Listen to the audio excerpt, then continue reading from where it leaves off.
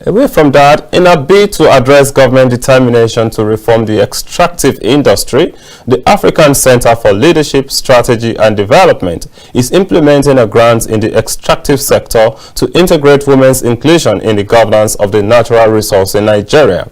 The center unveiled that decision at a press conference on Tuesday in Abuja. Malik Iduro has more in this report as presented from our studios. The African Center for Leadership, Strategy and Development, in sync with the government's determination to reform the extractive industry and diversify revenue sources to include non-oil revenue, has launched a grant to eliminate systemic discrimination in all phases of the extractive sector.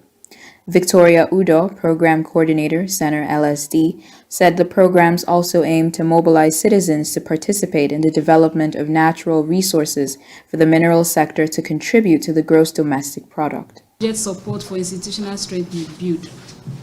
In Nigeria, women face systematic discrimination in all phases of the extractive industry.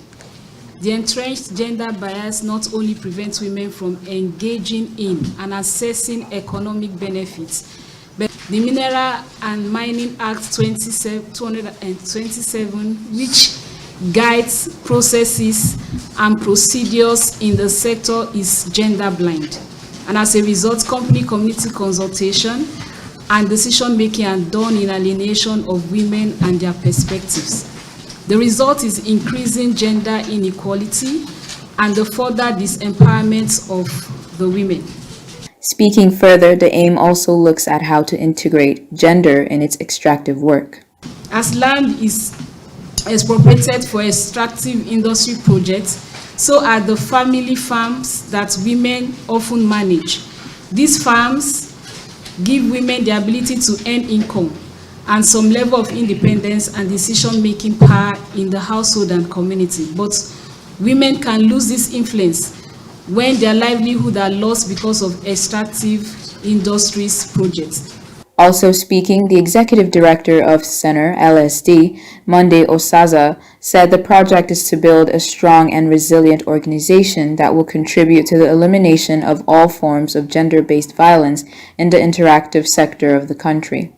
Including government, because these days a lot of state government now have Ministry of Solid Minerals. And so now that those people have been fully mobilized to participate in the discourse for natural resources, there's an element that is missing, which is the gender dimension of it. How do we make women to participate? Because we notice from the implementation that is supported by OSIWA that in the development of community development agreements, CDAs, women are usually not included. So it is done only by the men. The overall mission is to work with forces of positive change to empower citizens to transform society.